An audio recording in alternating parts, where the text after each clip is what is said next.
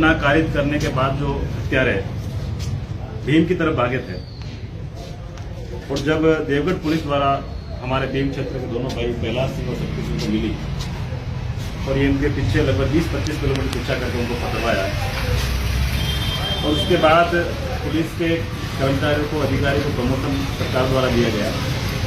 इन दोनों को लेकर हमने पूर्व में हमारे राष्ट्रीय अध्यक्ष जी महिपाल सिंह जी के नेतृत्व में वहाँ के स्थानीय विधायक सुदर्शन सिंह जी भी साथ थे, और हमारे समाज का प्रतिनिधिमंडल मुख्यमंत्री महोदय से मिला। उस समय मुख्यमंत्री जी ने इन दोनों भाइयों को सरकारी नौकरी का आश्वासन दिया था और एक हथियार का लाइसेंस को लेकर हमने पूर्व में हमारे विधायक महोदय के नेतृत्व में स्थानीय समाजजन द्वारा कलेक्टर महोदय से मिले, और कलेक्टर महोदय अभी तक उस लाइसेंस को लेकर आगे टालमटोल करते जा रहे हैं। और अंततोगत्वा हम सबको मिलकर एक राष्ट्रमंच स्तर पर हमने एक मेवाड़ जन संघर्ष समिति बनाई, और उसके तत्वावधान में श्री राजपूत कर्मी सेना द्वारा यह निर्णय लिया गया आगामी दिनों में इन दोनों भाइयों को न्याय दिलाने के लिए बृहद स्तर पर आंदोलन की रूपरेखा बनाई गई है। इस रूपरेखा के बारे में हमारे राष्ट्रीय कार्य समिति के अध्यक्ष विश्वबंधु सिंह जी है और हमारे कार्यकारी प्रदेश अध्यक्ष कुंवर सिंह सलाड़िया पधारे हैं। ये आपको पूरी रूपरेखा इस आंदोलन की बताएंगे। आपकी मुख्य मांग क्या है? मुख्य मांगों में पहली मांग तो ये है कि इन्हें सरकारी नौकरी दिलाई जाए, और दूसरी मांग ये है कि इनको आर्म्स का लाइसेंस दिया जाए, और इसके लिए यहाँ के जो एमएलए भीम के हैं वो भी हैं, और हमारे जो जिलाध्यक्ष है वो भी लगे हुए हैं। मैं तो उदासीनता समझता हूँ यहाँ के कलेक्टर की कि इतने बड़े मौके पर इतना बड़ा काम करने वालों को घर जाके लाइसेंस देना चाहिए था, और वो आज माध्यम ढूंढ रहे हैं अपनी सुरक्षा का। ये शर्म की बात है। कलेक्टर जिले का मालिक होता है। ऐसी स्थिति में किसी भी युवा को मोटिवेट करने के लिए ये बहुत बड़ा एक सराहनीय कदम था कि इसको देखकर, इस अवार्ड को देखकर, इस सम्मान को देखकर न जाने कितने नौजवान जो आंखें बंद कर लेते हैं वो भी कभी न कभी इस तरह के कोई नए माहौल में अगर कोई पैदा होता है तो उसमें वो अपना समर्थन या साथ देके पुलिस की मदद करे, प्रशासन की मदद करे। शर्म की बात है कि इतना बड़ा काम अगर वो वहां से भाग निकलते तो पुलिस का कितना समय, कितना पैसा खर्च होता और कितनी किरकिरी होती और न जाने इसका अंजाम क्या होता। 28 तारीख को वो धर दबोचे गए। अगर 2, 4, 5 दिन और निकल जाते तो राजस्थान में नहीं पूरे हिंदुस्तान के अंदर आग लग जाती।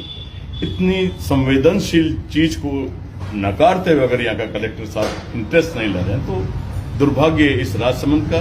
यहाँ के जो लोकल लोग जो हैं, यहाँ के स्थानीय लोगों से मैं कहना चाहता हूँ कि ऐसे कलेक्टर अगर हैं तो उनसे कहीं कोई उम्मीद नहीं की जा सकती। जो सही का साथ नहीं दे पाए और गलत का विरोध नहीं कर पाए, ऐसे कलेक्टर की जरूरत नहीं है यहाँ।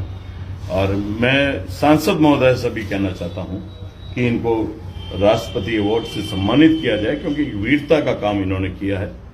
एक इज्जत सिर्फ प्रशासन की ही नहीं, इन्होंने आप राजनेताओं की भी इज्जत बचाई है, क्योंकि प्रश्न कहीं न कहीं आपके ऊपर ही खड़े होते और जवाब भी आप लोगों को देना चाहिए। आपको आगे बढ़कर, मैंने जब बात की तो बोला वो हमारे पास नहीं आए, वो हमारे पास नहीं आए।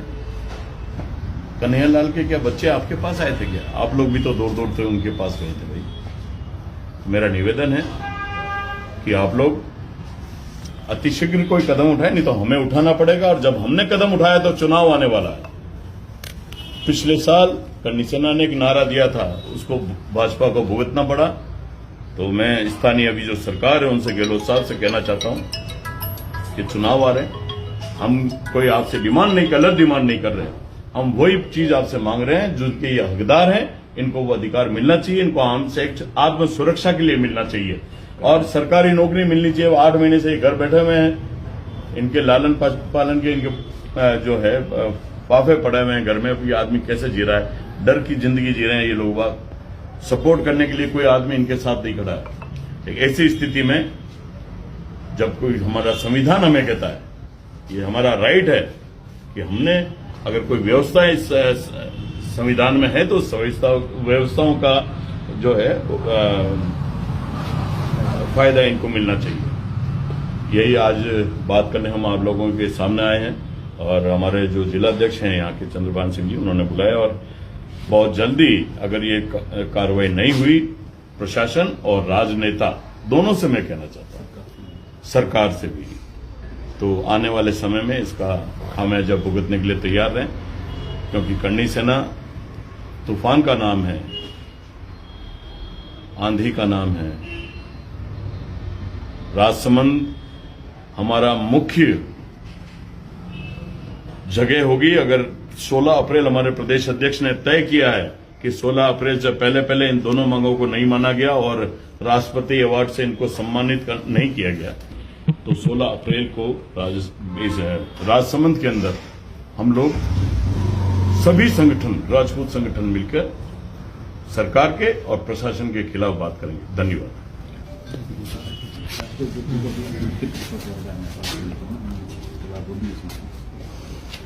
ये जो घटनाक्रम हुई इस घटना को लेकर आप क्या किस नजरिए से देखते हैं और आगे क्या स्टैंड रहेगा अपना?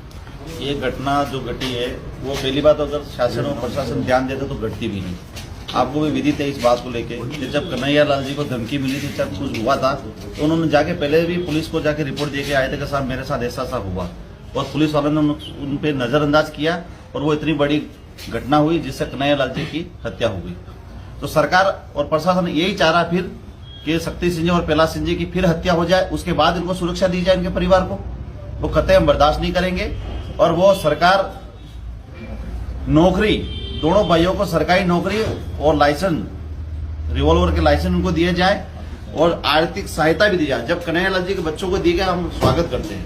दोनों बच्चों को सुरक्षा भी दी गई करोड़ों रुपया भी दिया गया और देना चाहिए सरकार को।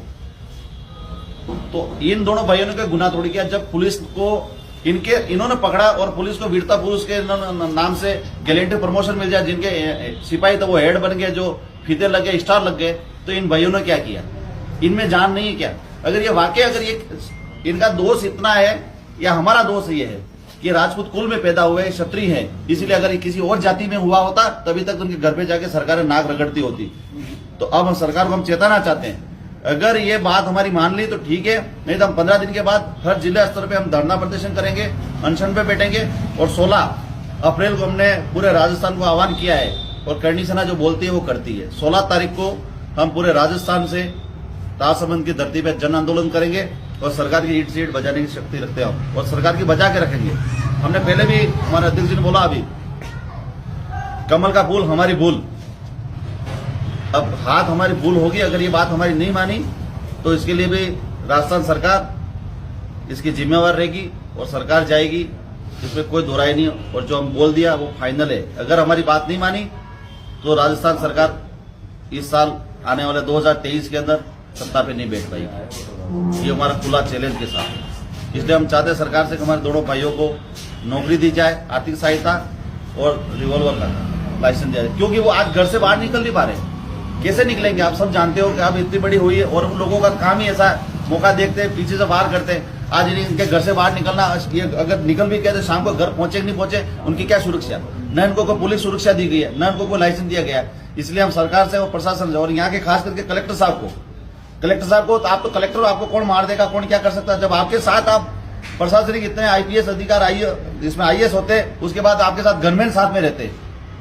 जब ये इन दोनों बच्चों ने इतना वीरता का काम किया तो इनको क्यों नहीं दिया जा रहा लाइसेंस? अभी कोई उद्योगपति या व्यवसाय जाके अगर चला जाता तो उसको लाइसेंस आप तुरंत दे देते और इन्होंने इतना वीरता का काम किया इनको क्यों लाइसेंस दिया जा रहा नहीं दिया जा रहा?